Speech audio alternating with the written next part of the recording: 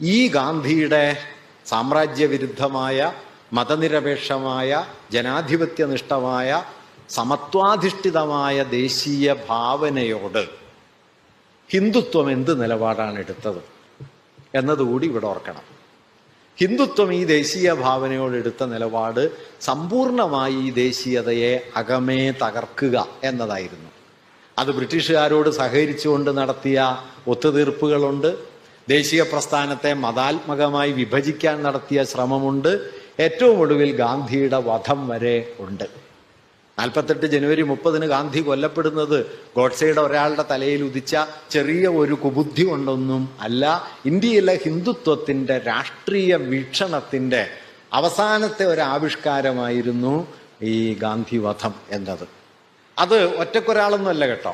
വാസ്തവത്തിൽ ഗോഡ്സെ എന്ന് പറയുന്നത് ഇന്ത്യയിലെ ഹിന്ദുത്വം വികസിപ്പിച്ചെടുത്ത വലിയൊരു ജനതയുടെ, വലിയൊരു ജനവിഭാഗത്തിന്റെ പിന്തുണയെ മുഴുവൻ കൺസോളിഡേറ്റ് ചെയ്ത ഒരാളായിരുന്നു. ഗോഡ്സെയുടെ വാസ്തവത്തിലുള്ള പ്രതീക്ഷ ഗാന്ധി വധത്തിന് ശേഷം താനൊരു ദേശീയ നേതാവിന്റെ പദവിയിലേക്ക് ഉയരും എന്നായിരുന്നു. സംഭവിച്ചത് തിരിച്ചാണ്. എന്തായാലും ഇങ്ങനെ ഇന്ത്യയിലെ ഹിന്ദുത്വം എന്ന് പറയുന്നത്, ഞാൻ ഇവിടെ അതുകൂടി പറയാൻ ആഗ്രഹിക്കുന്നു, 20 മുതൽ 45 വരെ വികസിച്ചു വന്ന മതനിരപേക്ഷവും ജനാധിപത്യപരവും ജനകീയവുമായ സമത്വഭാവനയെ മുമ്പോട്ട് വയ്ക്കുന്ന ദേശീയതാ സങ്കല്പത്തിന്റെ വിപരീത ശക്തിയാണ് ഹിന്ദുത്വം. അതുകൊണ്ട് ഹിന്ദുത്വത്തെക്കുറിച്ച് ദേശീയതയുമായി ബന്ധിപ്പിച്ച് നിങ്ങൾക്ക് എന്തെങ്കിലും പറയാൻ പറ്റുമെങ്കിൽ ഒറ്റ കാര്യമേ ഉള്ളൂ, അടിസ്ഥാനപരമായി ദേശവിരുദ്ധമായ ഒരാശയമാണ് ഹിന്ദുത്വം. ഹിന്ദുത്വത്തോളം ആ നിലയിൽ ദേശവിരുദ്ധമായ ഒന്ന് 20-ാം നൂറ്റാണ്ടിന്റെ ആദ്യ പകുതിയിൽ ഇന്ത്യയിൽ ഉണ്ടായിട്ടില്ല എന്നതാണ് യാഥാർത്ഥ്യം. ആ ദേശവിരുദ്ധതയുടെ അവസാനത്തെ ആവിഷ്കാരമാണ് ഗാന്ധി വധം. ആ വധത്തിലെ 7ാമത്തെ ഗൂഢാലോചനയിലെ പ്രതിയാണ് ഹിന്ദുത്വം എന്ന ഗ്രന്ഥം എഴുതിയ സവർക്കർ.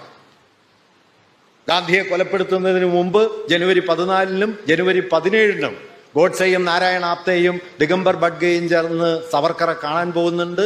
2 വട്ടവും അദ്ദേഹത്തെ കണ്ട് അനുവാദം വാങ്ങിയിട്ട് 2ാം വട്ടം വിജയാശംസകൾ കൂടി വാങ്ങിയിട്ടാണ് ഇവർ മടങ്ങി വരുന്നത്. മടക്കയാത്രയിൽ ആപ്തെ ഗോഡ്സെയോട് പറയുന്നൊരു കാര്യമുണ്ട്. ആപ്തെ പറയുന്നതായിട്ട് ദിഗംബർ ബഡ്ഗെ രേഖപ്പെടുത്തിയ കാര്യമുണ്ട്, ഗാന്ധിയുടെ 100 വർഷത്തെ ജീവിതം ഇതോടെ അവസാനിച്ചു. ഇങ്ങനെ സുനിശ്ചിതമായ ഗൂഢാലോചന, ഈ ഗൂഢാലോചന വെറും കുറ്റവാളികളുടെ ഗൂഢാലോചനയാണെന്നോ വെറുതെ ഒരു കുറ്റവാളികളുടെ ചില പ്രവർത്തനങ്ങളാണെന്നോ അല്ല മനസ്സിലാക്കേണ്ടത്. ഇന്ത്യൻ ദേശീയതയുടെ ഉള്ളിലുണ്ടായിരുന്ന മതാധിഷ്ഠിത രാഷ്ട്ര സങ്കല്പത്തിന്റെ അവസാനത്തെ ആവിഷ്കാരങ്ങളിൽ ഒന്നായിരുന്നു ആ ഘട്ടത്തിൽ ഗാന്ധിവധം. അത് അത്യന്തം ആസൂത്രിതമായിരുന്നു. 23-ൽ എഴുതപ്പെട്ട എസെൻഷ്യൽസ് ഓഫ് ഹിന്ദുയിസത്തിന്റെ ഒരു പൂർണ്ണ സാക്ഷാത്കാരത്തിന്റെ മുഹൂർത്തമാണ് വാസ്തവത്തിൽ 48 ജനുവരി 30. നാളെ 75 വർഷം തികയുന്നു.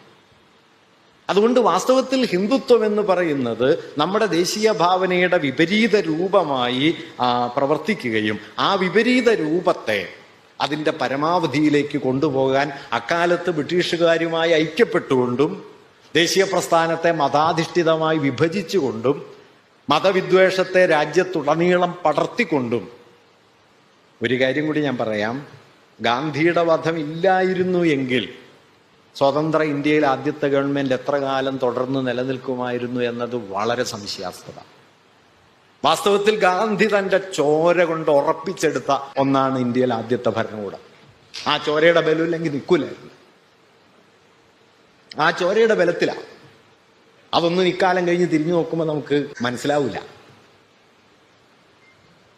ആ ചോരയുടെ ബലത്തിലാണ് വാസ്തവത്തിൽ. നിങ്ങൾക്കറിയോ, ഗാന്ധിയുടെ പ്രാർത്ഥനാ യോഗങ്ങളിൽ 948 ജനുവരിയിൽ പല ദിവസങ്ങളിലും ഉള്ളത് 40-ഓ 50-ഓ ആളുകളാണ്. അത്രയും ഗാന്ധി ജനപ്രിയത നഷ്ടപ്പെട്ട ഒരാളായിരുന്നു. അത്രയും ഡൽഹിയെ ഗാന്ധി 1947 സെപ്റ്റംബർ 9-ാം തീയതിയാണ് ഗാന്ധി ഡൽഹിയിൽ എത്തുന്നത്. ഗാന്ധി വിളിക്കുന്നത് സിറ്റി ഓഫ് ദ ഡെഡ് എന്നാണ്. മരിച്ചവരുടെ നഗരമായത് മാറിയിരിക്കുന്നു. ഗാന്ധി പഞ്ചാബിലേക്ക് പോകാൻ വന്നതാണ്. പക്ഷെ ഡൽഹിയെ വീണ്ടെടുക്കാതെ പഞ്ചാബിൽ പോയിട്ട് കാര്യമില്ല എന്ന് ഗാന്ധി തീരുമാനിക്കുന്നു. അങ്ങനെയാണ് ഗാന്ധി ഡൽഹിയിൽ നിൽക്കുന്നത്.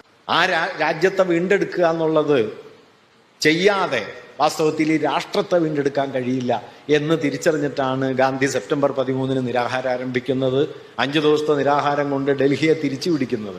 ഗാന്ധി നിരാഹാരം കൊണ്ട് കലാപമില്ലാതാക്കിയ 2 നഗരങ്ങൾ ഇന്ത്യയിലുണ്ട്. ഒന്ന് കൽക്കട്ടയും ഒന്ന് ഡൽഹിയും. അതിൻ്റെ കഥയൊക്കെ അത്ഭുതകരമാണ്, അത് ഞാൻ പിന്നാലെ പറയാം. അപ്പൊ ഇങ്ങനെ ഒരു രാഷ്ട്രത്തെ തന്നെ നിർമ്മിച്ചെടുക്കുന്ന മട്ടിൽ ആ രാഷ്ട്രത്തിന്റെ അടിസ്ഥാന ദേശീയ ഭാവനയെ അതുവരെ ഉണ്ടായിരുന്ന മതാധിഷ്ഠിത ദേശീയതയിൽ നിന്ന് വഴിതിരിച്ചു വിടുന്ന വിട്ടിലുള്ള നിർണായകമായ ഇടപെടലായിരുന്നു വാസ്തവത്തിൽ ഗാന്ധിജി ഈ ഘട്ടത്തിൽ കൊണ്ടുവന്നത്. ഇതിന്റെ പകയാണ് ഗാന്ധിജിയോട് ഹിന്ദുത്വത്തിനുള്ളത്, അല്ലാതെ ദൈവം ഉണ്ടോ ഇല്ലയെന്ന് തർക്കിച്ചതിന്റെ പകയൊന്നുമല്ല. നോക്കൂ, വാസ്തവത്തിൽ ഹിന്ദുത്വത്തിന്റെ രാഷ്ട്രീയ ശത്രു ആ നിലയ്ക്കാരാണ്? നെഹ്റുവാണ്.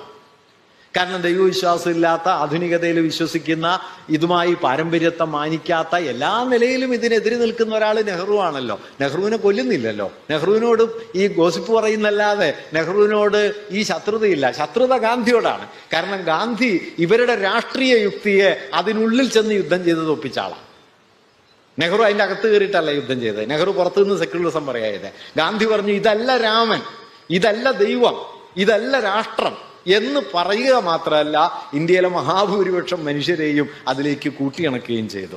അതിൻ്റെ പകയാണ്, ആ പകയാണ് ഗാന്ധിവാദമായി തീർത്തത്. അതുകൊണ്ട് ഇന്ത്യൻ ദേശീയത എന്ന് പറയുന്നത് ഒരു പൊളിറ്റിക്കൽ സയൻസിലെ ടെർമിനോളജി ആണെന്നൊന്നും തെറ്റിദ്ധരിക്കരുത്. ഈ രാഷ്ട്രത്തെ രൂപപ്പെടുത്തി ഈ രാജ്യം ഈ രാജ്യത്തെ ജനങ്ങളുടേതാണ് എന്ന് വരുത്തി, അതാണ് ഭരണഘടനയായി തീർന്നത്. We the people of India.